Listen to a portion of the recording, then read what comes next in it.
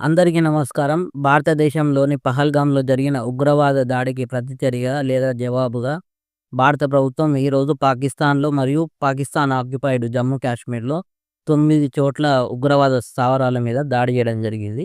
2 దేశాల మధ్య కొన్ని రోజులు ఉద్రిక్త పరిస్థితులు ఉండే అవకాశం ఉంది. కాబట్టి ఈ సమయంలో మనందరం గూడా బాగా తెలివితోటుండాలే, మంచిగా నడుచుకోవాలే. సోషల్ మీడియాలో గానీ, వాట్సాప్‌లో గానీ, ఫేస్‌బుక్‌లో గానీ, ట్విట్టర్‌లో గానీ ఏ వీడియోలొచ్చినా గూడా వాటిని నమ్మొద్దు. భారత ప్రభుత్వం ఆల్రెడీ చాలా మీడియా సంస్థలకు చెప్పింది.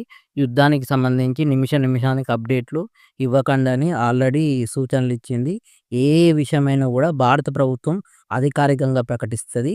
సో, రష్యా, ఉక్రెయిన్‌కు సంబంధించి, ఇజ్రాయెల్ యుద్ధానికి సంబంధించిన వీడియోలు గూడా బాగా వైరల్ అయితాన్నాయి. మీరు ఎట్టి పరిస్థితిలో గూడా అటువంటివైతే ఫార్వర్డ్ చేసుకోకండి. ఇంతమంది చచ్చిపోయిల్లట, అంతమంది చచ్చిపోయిల్లట, ఇన్ని విమానాలు కూలిపోయినాయట, మన మీదకి విమానాలొత్తన్నాయట, బాంబులేత్తరట, ఇట్లా రకరకాల వార్తలొస్తున్నాయి. ఈ వార్తలన్నీ గూడా ఫేకు. ఏదున్నా గూడా మనకు భారత ప్రభుత్వం అధికారికంగా మనకు తెలియజేస్తది. అవి మాత్రమే నమ్మాలే.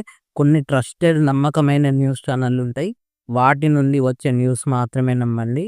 వాట్సాప్‌లో వైరల్ అయ్యే న్యూస్‌లు నమ్మకండి. బ్యాగులల్ల బట్టలు సదురుకోండి, ట్రైన్‌లు బందయినాయి, ఏరోప్లేన్‌లు బందయినాయి, గవర్నమెంట్ ఆఫీసులు బందయినాయి. ఇటువంటి న్యూస్‌లు ఏవి గూడా నమ్మకండి. లాక్‌డౌన్ ఉంటది, అదుంటది, ఇదుంటది.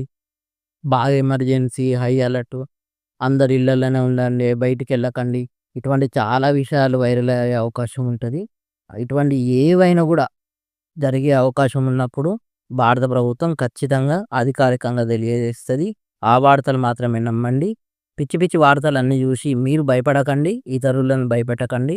ఫేక్ న్యూస్‌ను అయితే అస్సలు ఫార్వర్డ్ చేయకండి. స్ప్రెడ్ చేయకండి. ఈ టైంలో మనందరం గూడా జేయాల్సింది ఒకటే, చేయగలిగింది గూడా ఒకటే. ఏంటిదంటే భారతదేశం తరపున, మన తరపున, మన ప్రజల తరపున ఎవరైతే కొట్లాడతాల్లో, మనల్ని కాపాడుతాల్లో ఆ సైనికులందరూ గూడా సురక్షితంగా, క్షేమంగా ఉండాలని ఆ దేవుడిని ప్రార్థించాలి. భారత ప్రజలందరూ గూడా క్షేమంగా ఉండాలి. సైనికుల కుటుంబాలు ఏవైతున్నాయో వాళ్ళందరికీ గూడా మంచి ధైర్యంగా ఉండాలని మనం భగవంతుడిని కోరుకోవడమే. అలాగే ప్రభుత్వానికి అండగా ఉండాలి. ప్రభుత్వం ఏం జేసినా గూడా ఫేక్ న్యూస్‌లు వ్యాప్తి చేయకుండా బాధ్యతగా వ్యవహరించాలి. జై జవాన్, జై హింద్.